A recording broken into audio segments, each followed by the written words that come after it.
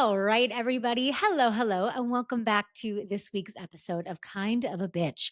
So I started this podcast because I wanted to explore what it meant to be a very kind, intentionally kind person who also has the capacity to be a bitch by certain standards, right?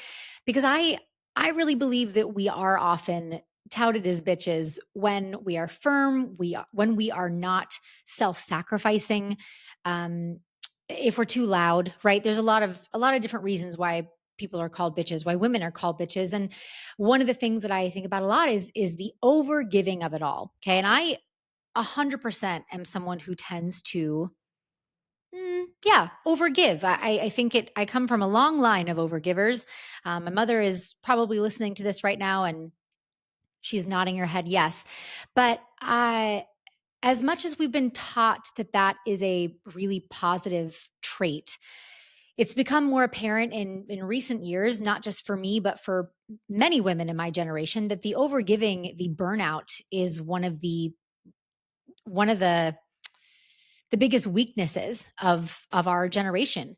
And so it's been something that our generation has tried to counteract. And I think what has happened with that is we've developed this very protective, boundaried, yes, direct, but I don't know, this individualistic way of operating in the world. And so because of that, one of the other conversations that I see around a lot right now is the idea of the village.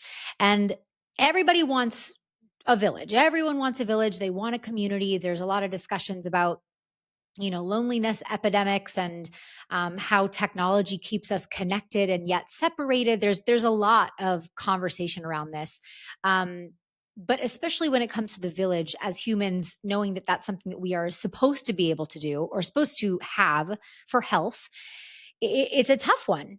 I know, at least for me, many of my favorite people, but the women who I feel closest with are across the world. It takes me at least, anywhere from 2 to 6 hours on a plane to get to the people who I feel fully seen and witnessed by oftentimes. And that is tough.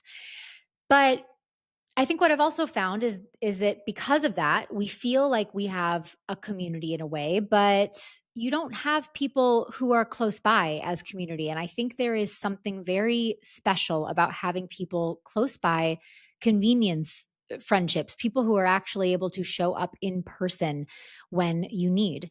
Um, but I think with the dawn of boundaries and self care, we really have lost some of that village aspect. And so that phrase is everybody wants a village, but nobody wants to be a villager.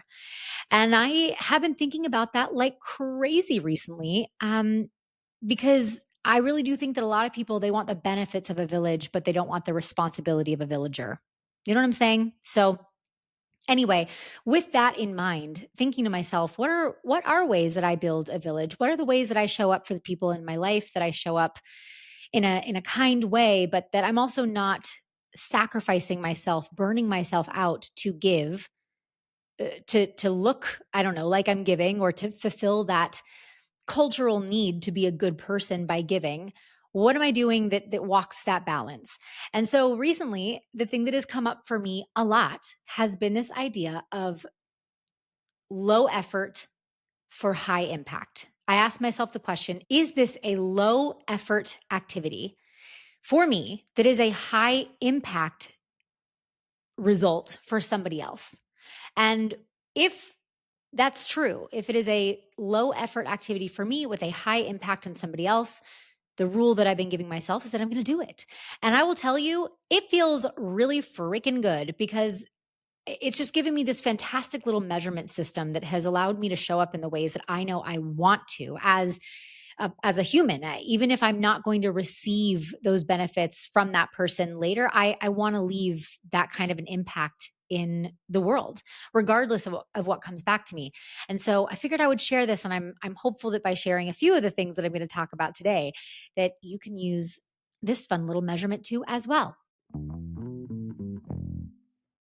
When we say we want a village, I usually imagine the communities, the barbecues, the idyllic multiple people from different families gathering, taking care of each other's kids, bringing over dinners, checking in every day, like helping with the big life stuff. But I think that real villages are built in the tiny moments, in the tiny exchanges, right? That like the 15-minute favors, the do you have a cup of sugar that I can borrow, that I can steal, right? Or the tiny stuff that repeats over time that creates a feeling of like I'm taken care of here. And again, I think the problem is that we do want that connection at this point in society, but we also want our routines and our perfect schedules, and we don't want to be inconvenienced. But that is not how community works. The exchange for community is a certain amount of inconvenience. And again, I think if I lived by that rule all the time, I would be exhausted. Like I would not have a life of my own. So, this is why I think it's important that we use this fun little measurement tool, low effort, high impact gauge. This is the other piece though. The boundary conversation, I think, is still really important. I think we need it. I think we needed it, and I think we need it. I do, however, think that in certain people, that pendulum has swung way too far, and people are boundarying to the point of being really isolated. Um, People are staying away from others to protect their peace, to not have conversations, to not have the difficult discussions that keep you close, that people keep people close, and people are focusing on themselves. Uh, so much so that I almost think we're teaching ourselves that we have nothing left to give because we have to somehow hoard that energy for ourselves. But I guess my question is like, what if we're not burnt out because people need too much from us? Like it's not other people's fault, right? It's we're burnt out because we've forgotten that we can, in fact, give in small ways, that we can show up in these small ways that have a big, that feel really big to somebody else. What if we are lonely because we've built walls that make it so impossible for other people to reach us, to penetrate, to be able to help, and we won't do vice versa, right? And I really think there's a difference between a healthy boundary and a barrier. And I will say, a healthy boundary, that's where this whole podcast came from. Having a healthy boundary, especially the people who are planning or have usually taken advantage of those boundaries, are the ones that are going to give you a nasty name first. But I do think that if we go too far in the direction of having boundaries, of protecting your peace, you will find yourself on the side of being alone and without a community. When I know that realistically boundaries are there to create better connections so that we can have healthy relationships with others. So this initially came up because I was having a conversation with my husband, and we have a family friend who has been through kind of a just a bad season, not good season. Their partner was having some major health issues, and that meant they were spending a lot of time at the hospital and entertaining family and all this stuff. And so, of course, immediately, I don't know about you, but I find the conversations around how to show up for people, how to support people best, really interesting. Specifically, this it started with when I had friends who started getting pregnant. A lot of moms were saying, "Hey, please don't ask me what you can do to help. Just tell me that you're coming by with dinner, or give me an option to, hey, I'm either going to come by tomorrow at this time and this time, or the next day at this time and this time. Is there a time when you can plan to take the kids out for however long so that I can clean the house for you?" Or like whatever. There's a whole bunch of different ways that you can do that, but just better, more effective ways of showing up so that we don't add mental labor onto someone who's already struggling to find um enough mental energy to make those decisions anyway. So it started with that, but the other thing is like sending food, right? And I love a good DoorDash. I love sending gift cards, whatever, but there is something so magical to me about an old-fashioned meal train. And if you are another 90s baby like me, my mom was always part of a meal train. And in fact, I think she was usually the one setting up the meal train. The meal train situation, getting a home cooked meal from someone who knows and loves you, and or maybe someone who knows you but maybe not well, I think is magical. So when this started happening, when I saw that this was happening to my friend, I had reached out to them and had just said, hey, I'd love to send food. And instead of telling me where, they sent me the link because one of their friends had just started the meal train like that same day. And I said, fantastic. So I went in there, signed up for my slot.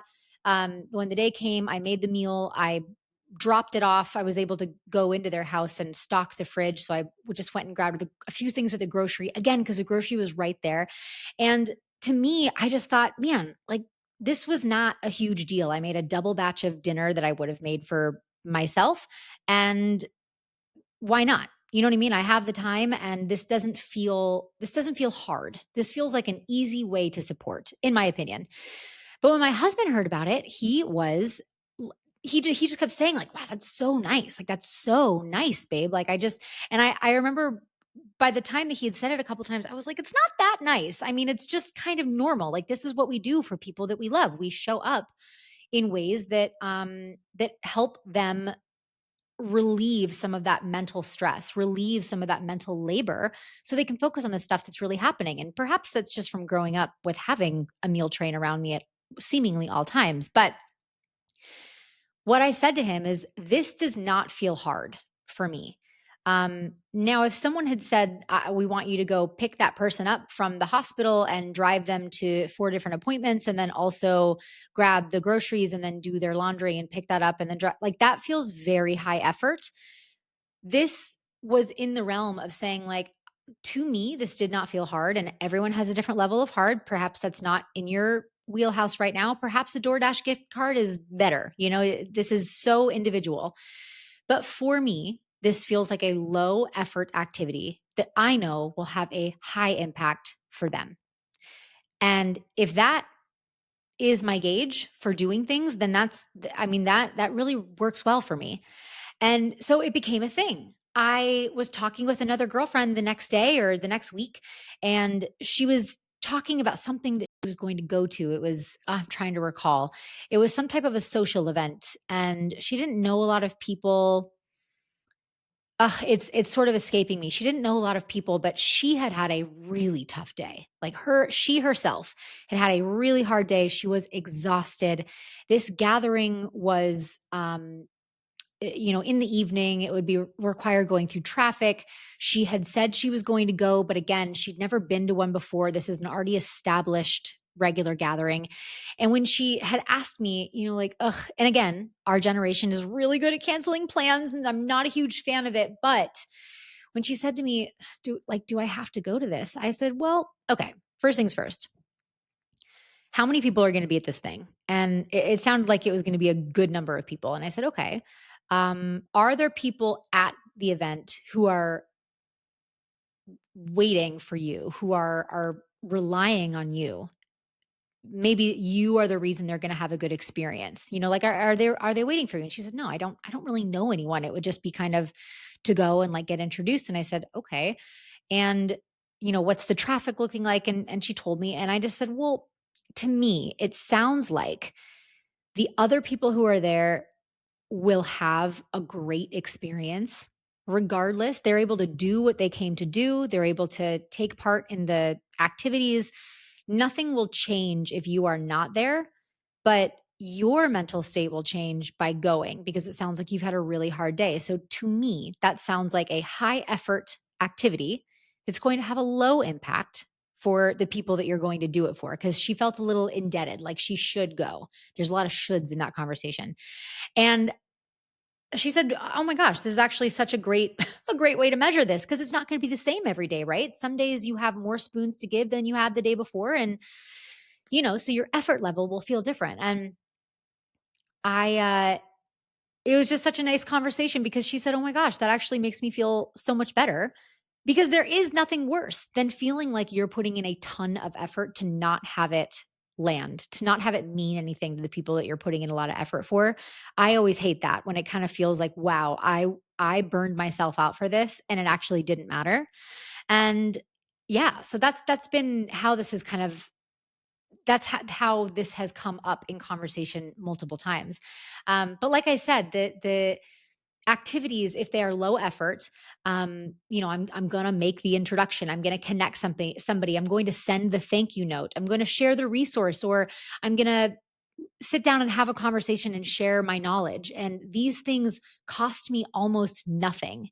But for the person who I'm doing it for, or who I'm sitting with, or who I'm giving to, that little thing could be the thing that shifts their day or solves their problem or changes their business or whatever. And that, oh my God, that's the dream. That's exactly what I want. And again, when it's not a low effort activity, I make the decision about whether or not I'm going to follow through, whether or not I'm going to take it on. And I can still care, right? I can still be incredibly kind.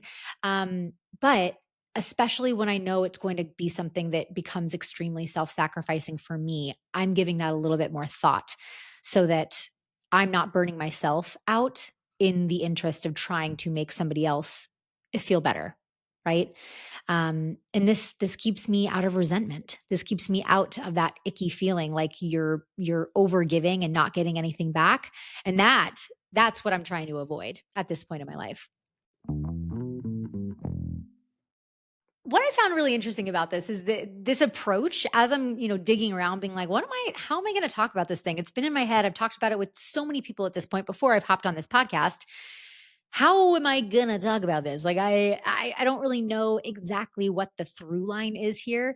But what I'm liking about it and what I'm learning when I dig into, a little bit of Google University is that the most meaningful support often is quite tiny. And that is where this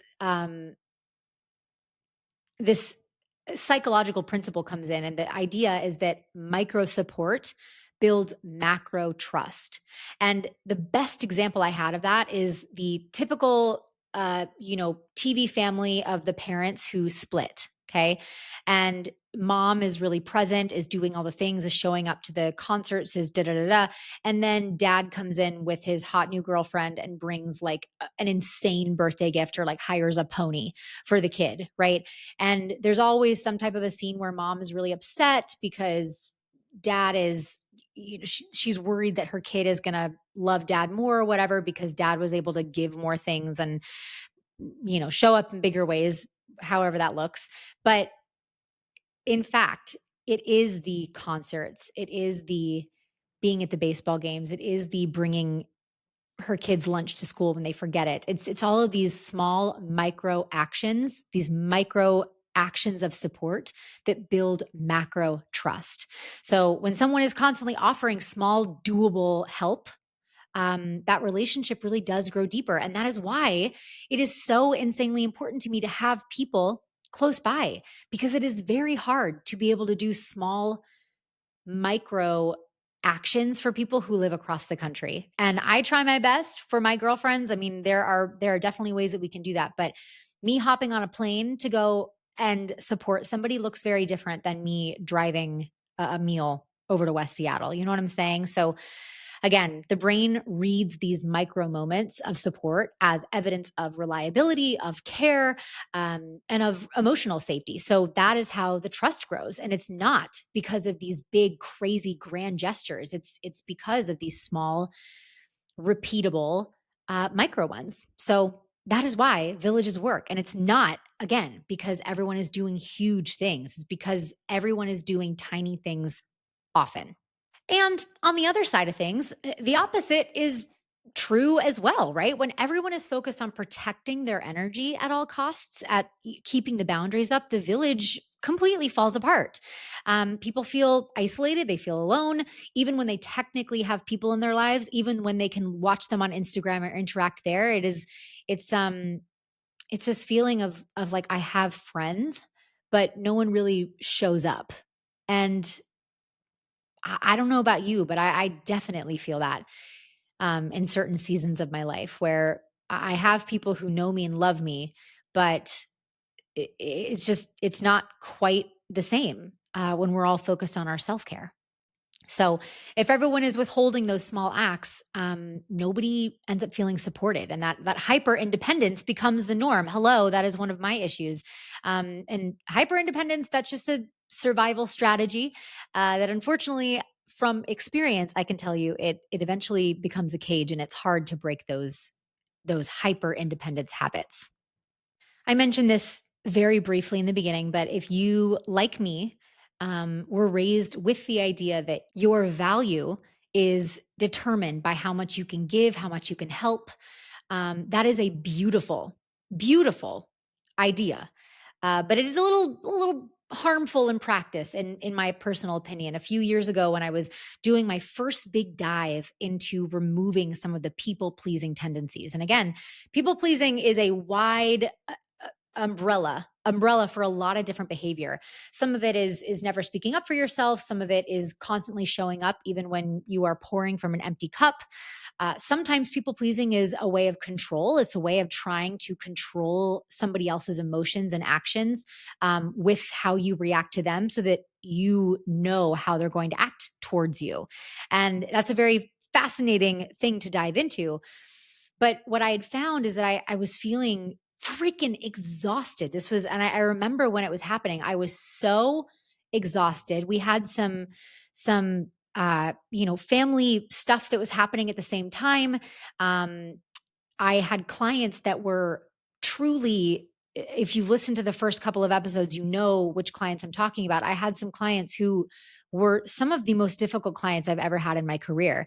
And my default is to give more when I can sense dis-ease, when I can sense something isn't totally 100% perfect. I want to give more. And that is my way of trying to change someone's feelings towards me, right?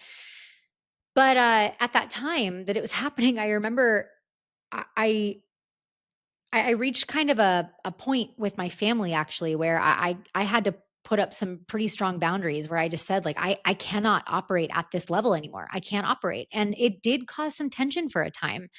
And I just kept talking to my therapist and my coach at the time, and we talked about how, yeah, it is hard when you're resetting those boundaries of what people can expect from you.